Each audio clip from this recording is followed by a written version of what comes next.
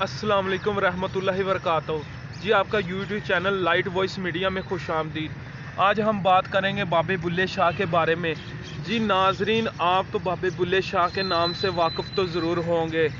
क्या आपको मालूम है कि बाबे बुल्ले शाह का जब इंतकाल हुआ तो कोई मौलवी उनके नमाज जनाजा पढ़ाने के लिए तैयार ना था? क्या आपको इस बात का भी मालूम है कि बाबे बुल्ले शाह को कब्रिस्तान की बजाय हिजड़ों और बंगेड़ियों ने वराने में क्यों दफन किया? नाजरीन, बाबा बुल्ले शाह ने इब्तदाई तलीम अपने वालिद साहब से हासिल की और इल्म की जुस्तजू ने हज़रत शाह अनायत कादरी के पास ले आई। आप दूसरे आलमीन दीन की तरह वो दूसरों की तरह सादे बल्कि खेती बाड़ी किया करते थे।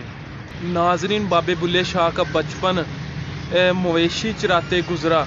क्योंकि आपके वालिद मस्जिद के इमामत थे तो आपने भी वहाँ मस्जिद के जो इमामत उस दौर में बहुत ही वो कहते थे कि कम लोग, मतलब कि छोटे तबके के लोग ऐसे वो समझते थे। तो बाबे बुल्ले शाह ने क्योंकि गरीबी देखी हुई थी वो इसी में पले और इसी में बड़े। नाजरीन, बाबे बुल्ले शाह की ज़िंदगी ऐसे बहुत से मराहल से गुजरी।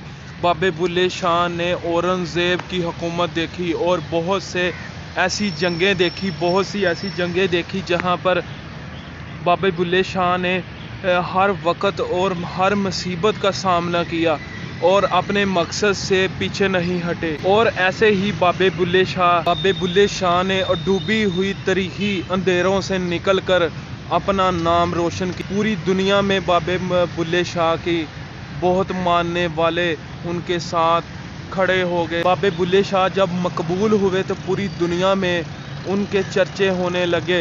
नाजरीन, वो दौर ऐसा दौर था कि जाहलियत का दौर था। वहाँ इस दौर में ऐसे मुसलमान कम थे, बल्कि नाअहल लोग जिनको इल्म की बहुत ज़्यादा कमी थी ऐसे लोग थे। बाबे बुल्ले शाह ने क्योंकि ऐसे वक्त से वो गुज़रे थे और उन्होंने हर तंगी, मुसीबत और दुख बर्दाश्त किया और फिर ऐसे ही बाबे बुल्ले शाह और कई शायर वजूद में आए।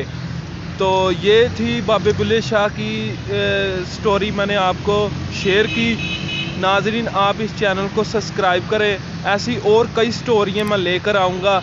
आप लाइट वॉइस मीडिया को सब्सक्राइब करें। मिलता हूँ नेक्स्ट वीडियो में। अपना ख्याल रखिएगा। अल्लाह निगहबान।